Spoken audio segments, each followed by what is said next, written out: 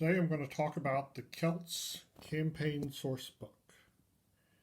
Now, I was very excited when I heard that this book was coming out because the Celts, if you don't know who they were a people who lived most in Western Europe, ranging from Scotland and Ireland all the way down to Spain and Portugal and all the way west to central Turkey. They were the people that inspired the Greeks to invent the word barbarian. The Druids were their priests. The bards, the idea for the first edition bards came from the Celts. And tales of the fairies came from the Celts. So I expected this to be a book suffused with magic. This is the world, the culture gave us the wizard archetype. I expected this book to be full of druids and wizards and bards who were more powerful than the normal D&D counterpart. So I was very disappointed in this book. So let's take a look inside. It tells a little bit about the Celts and who they were, and a little timeline of them. Their history does not go back that far because they didn't have a written language. So they're known in history mainly because of the people who did have language who fought them, like the Romans and the Greeks. There is a written language called the Ogham, which was not written like a written language. It was used to finger spell secret messages to each other from across a crowded room. There's a book called The White Goddess. It goes into great detail about that, though a lot of modern people don't like that book.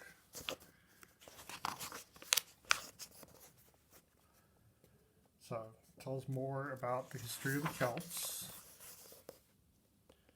But this is supposedly not a history book. It's supposedly a book on how to do a fantasy campaign in the Celtic world.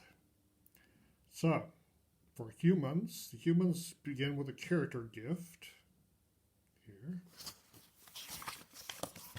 And it describes what all these different gifts mean, like being ugly means -2 penalty on charisma. Mixed blood means you might be part she, which she are sort of like elves, or you might be part Fomorian, which are sort of like orcs or giants. So all these different powers you might have if you're part she or part Fomorian. Restarte is sort of like being a berserker. One thing the book doesn't really touch on is amongst the Celts, some of them, not all of them, would go into battle naked with wearing only paint, and that paint would supposedly protect them in battle as good as armor. Okay, so allowed character classes: fighter, ranger, specialist mage, druid, bard, thief, but it cautions you that druid and bard are very different from the player's handbook. Paladins, clerics, and wizards are not allowed. Here's a follower's thing for a high-level fighter. Yeah, rangers, wizards. It goes in the wizard set.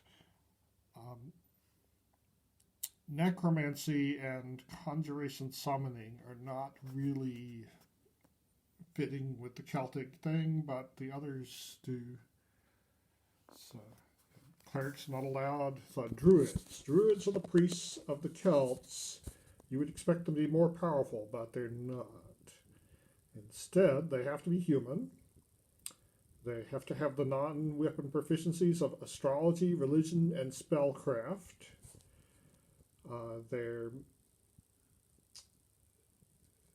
The weapons they cannot wear armor. They're allowed to use daggers, clubs, sickles, staves, spear, and sling. They have major access to all divination and healing, and minor access to plant, animal, weather, and charm. They cannot use magic items.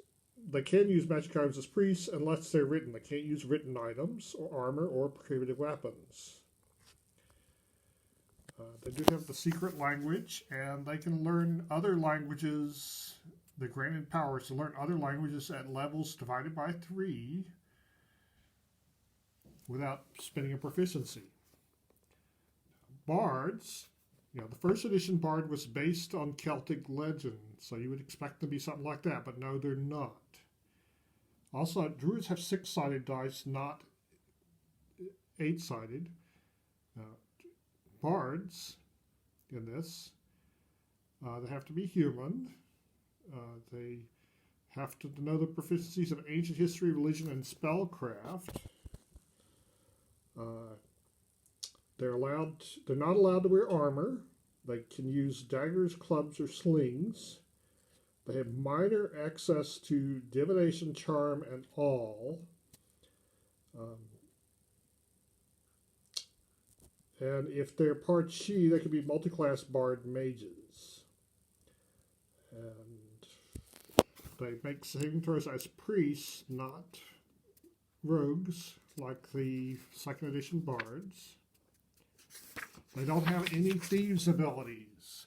Second edition already cut back on the thieves' abilities of bards, and now they're taken away completely. But they can inflict curses. Now, the rogues allowed. There's thieves are allowed. Probably a thief would be more like someone who's good at moving silently and hiding the shadows. Proficiency of certain proficiencies are not allowed, including you can't use non-weapon proficiencies to learn languages. You have to learn them the hard way. It goes into some of the different languages involved. That each Celtic tribe would have their own language, but there are 2 divisions in the Celtic languages.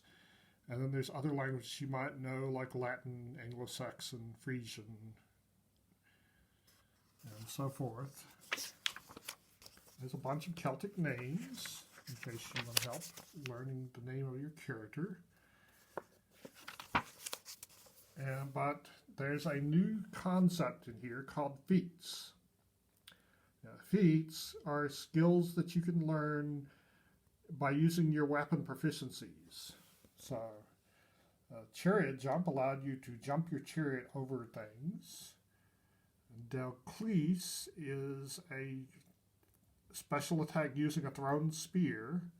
Gabolga is a special attack throwing a spear with your foot.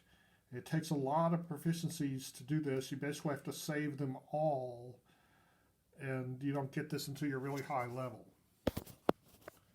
Salmon Leap allows you to jump. Shield Rim allows you to use a shield to attack. Spear Catch allows you to catch a spear and throw it back. Stroke of Precision allows you better to use a sword. Warrior Scream allows you to scare your opponents. And Yoke Pole is not a combat skill. Allows you to run on a chariot pole while the chariot's going full speed. It goes a bit in this sort of casters. And we have this chart showing which spears are allowed to which class, and it contradicts, for the bards at least, which ones are allowed. But there's a new class called the Mantis, which is basically allowed all the divination spells. They have 4-sided hit dice, not allowed to use armor, very few weapons are allowed. There's a whole bunch of magic items you're not allowed to have, but there's some new ones. Like there's magical places, like magical islands, magical lakes, springs, and wells, magical fortresses, stone circles. And then we get into monsters. So there's a list of existing monsters. Most of them are like normal animals. A few of them are fairies, which you would expect, like Nixies.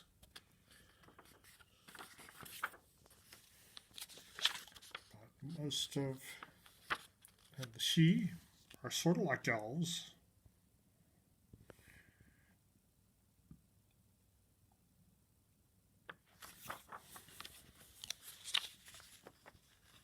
And the Fomorians are like giants, giant orcs, sort of, basically.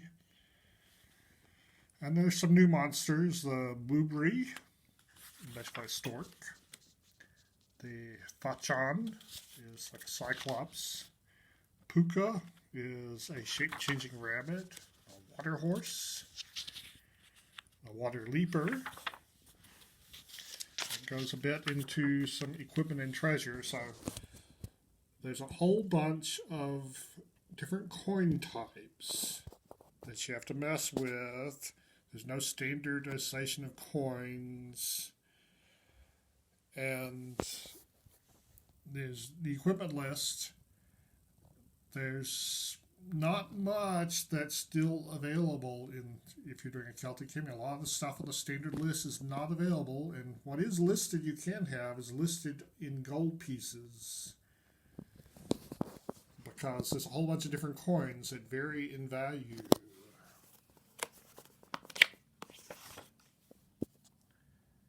Alright, so get into war gear.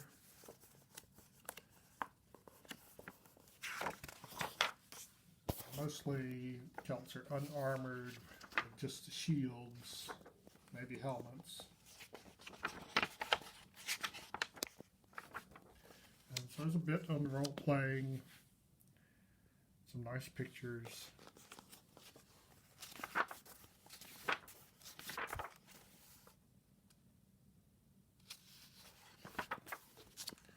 There's a map of a hill fort, and another hill fort. People at a coracle.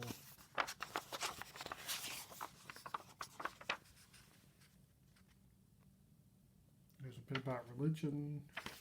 And there's a description of the different lands of the Celts, which actually spread a little bit further than here.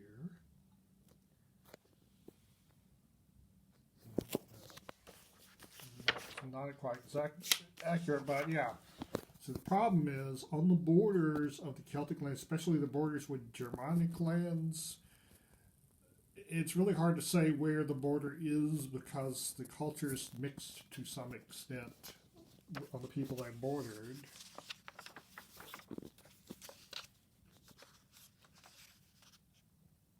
So some different Celtic places here. Let's turn this so you can see it. Some different place names. You can do a Gaul campaign. Now, say the Celts' territory extended into northern Italy, and they clashed early in history with the Romans. The Romans never forgot, and so the Romans expanded into Celtic territory before German territory, and so Celtic culture only really survived to any extent in the British Isles, mostly Scotland and Ireland and Wales. Okay, it does come with a map. It's not a very good map. Just a map of Europe. It's got in yellow some of the Celtic place names or people names.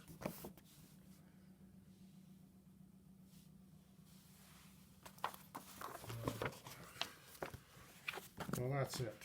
The Celts Campaign Sourcebook. It was a big disappointment to me. I expected there to be a lot more magic in this book, and instead it was about a world where there's hardly any magic.